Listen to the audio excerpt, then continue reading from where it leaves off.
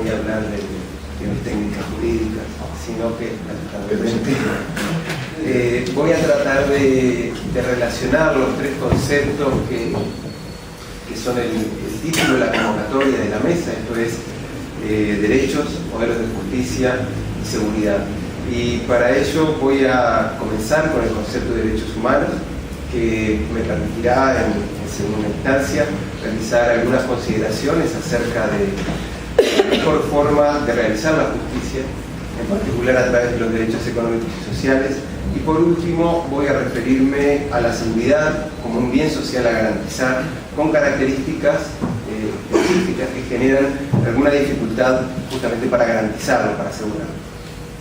Entonces, para decir algunas cosas que tal vez son conocidas por todos, pero creo que no está mal el plantearlas y dejarlas bien claras, los derechos humanos son concebidos o pueden ser concebidos como derechos morales.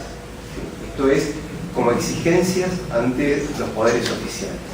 Y el concepto de dignidad humana, tal como se expresa en el artículo 1 de la Declaración Universal de Derechos Humanos, parte de o constituye el concepto clave que permite justificarlos.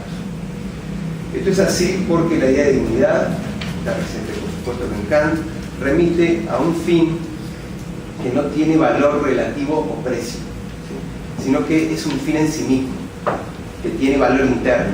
Y en esto es en lo que consiste la dignidad, y esa raíz kantiana que yo les mencionaba permite conectar con las tradiciones más influyentes del pensamiento contemporáneo, especialmente con los modelos de justicia ontológica, que son los que, creo yo, mayor influencia han tenido en la discusión contemporánea.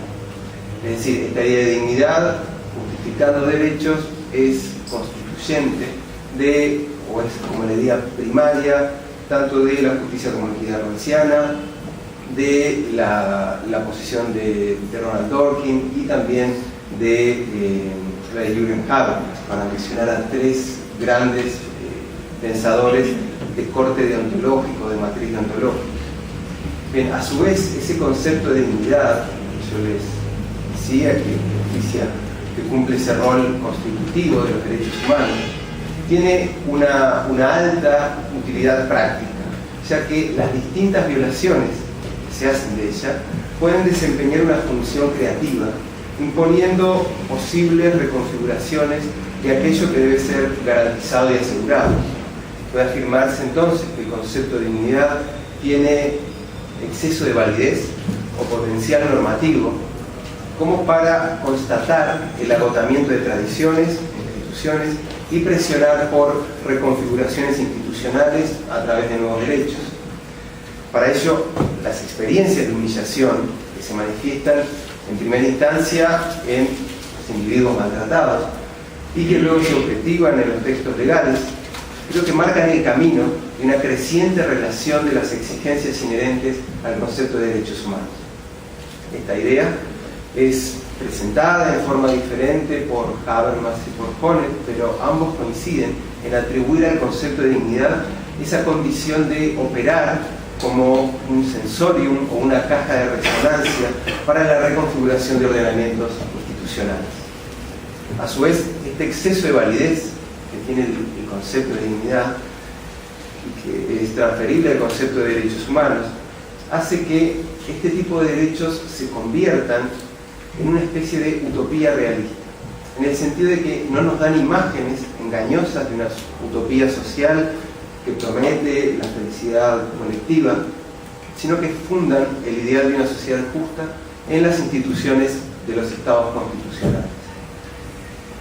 Un rasgo distintivo, que creo que es bien importante indicarlo, de los derechos humanos, es que se postulan como exigencias, por supuesto, como recién lo decía, frente a quienes ocupan posiciones de autoridad en la sociedad, de tal manera que las violaciones de derechos humanos, para ser consideradas como tales, deben ser en algún sentido oficiales, por lo que los derechos humanos protegen a las personas de un cierto tipo de violaciones u omisiones de corte oficial. Thomas Pogge pone un ejemplo que ilustra esto. Dice, el artículo 17.2 de la Declaración Universal de Derechos Humanos sostiene que nadie será privado arbitrariamente de su propiedad. Entonces lo que dice Poe es que si alguien me roba el auto, seguramente a ninguna persona se le ocurriría que se está violando este artículo, ¿sí? El artículo 17.2.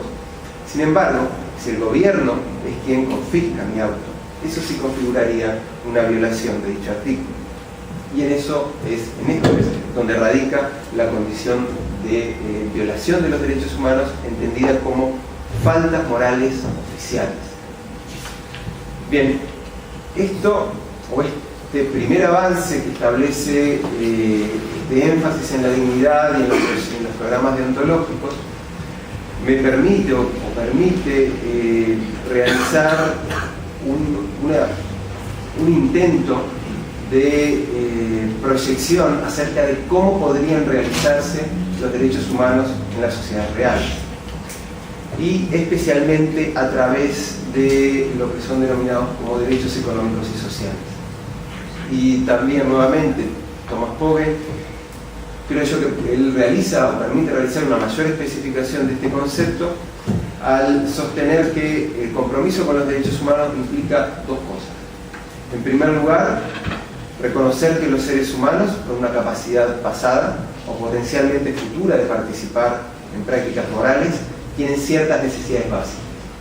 Y en segundo término, supone reconocer que esas necesidades dan origen a obligaciones morales. El objeto de cada una de esas necesidades humanas constituye el objeto de un derecho humano. Por lo que Pogue establece una fuerte asociación entre necesidades básicas y derechos humanos. Esta asociación de necesidades y derechos humanos le permite utilizar el lenguaje de los derechos humanos, entendido como exigencias morales, para conceptualizar los derechos económicos y sociales. De esta forma, los derechos económicos y sociales son entendidos no como derechos latos, sino como exigencias morales. Y a la hora de pensar en la realización de la justicia en las sociedades reales, yo creo que tendríamos que identificar por lo menos dos momentos del lenguaje moral. Un primer momento en el que el lenguaje de los derechos humanos tiene un acto atractivo o oficio, como siendo capaz de dar cuenta de lo requerido para que se garantice la condición de hombre. Pero este lenguaje, creo yo, que se presenta débil o escaso o no suficientemente preciso a la hora de pensar en la efectiva realización de esas condiciones para ser hombre a través de políticas concretas. Por lo tanto, en un segundo momento, es ineludible plantear la cuestión que, al menos en la discusión sobre justicia distributiva, se llama la base de información o la métrica de la justicia. Y en mi opinión, lo que hace Pogue es introducir las necesidades básicas como la mejor métrica de justicia para traducir los derechos humanos en políticas reales, no es un candidato lo suficientemente sólido. Lo que esto implica no es negar la importancia del lenguaje de los derechos humanos, ¿sí?, en ese primer momento, sino establecer o buscar un mejor camino que permita esa efectiva traducción a políticas específicas. Cuando se habla de base de información o de las métricas de justicia, en lo que estamos pensando es una selección informativa, una restricción informativa, que lo que hace es identificar un criterio que permite, que nos indica cuando alguien está mejor o peor. ¿Sí? Por ejemplo, una métrica de justicia puede ser el ingreso.